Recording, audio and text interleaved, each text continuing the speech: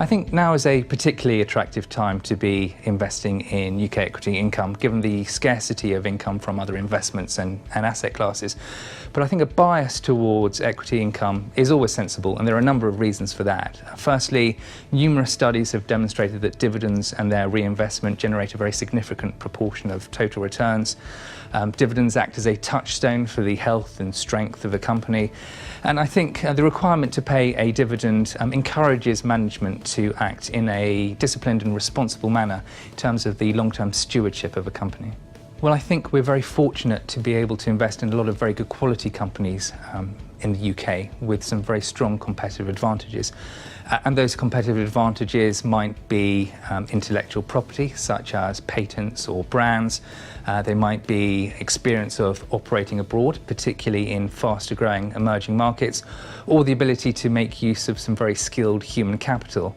And I think in the UK as well, we have a very strong legal and corporate governance framework. And from a yield perspective, if you compare the UK to other regional equity markets, then the UK has a very appealing dividend yield, but also a very strong equity income culture. In terms of the portfolio construction for Murray Income, we normally have around about 45 holdings.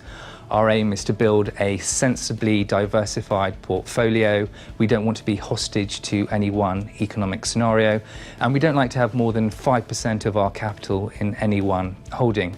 What we want to do is populate the fund with good quality companies, companies with strong balance sheets, robust financial characteristics, very good competitive positions, and also that are attractively valued, the sorts of companies that can grow their earnings and their dividends over the long term.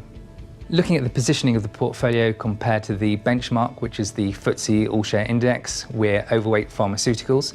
We think that area of the market is very attractive, with companies using their R&D budgets much more efficiently. There are some exciting new areas opening up, such as immunotherapy, and companies can benefit from some very strong growth in emerging markets and also some long-term demographic drivers.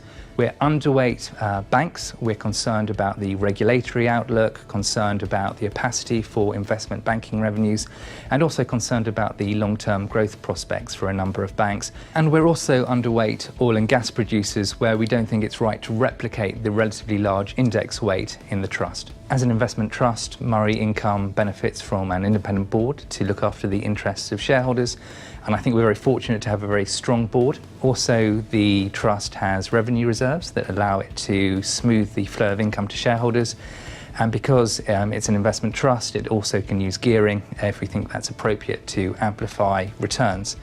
More generally, it has an attractive yield and it focuses on good quality companies. It has a very patient buy and hold investment approach.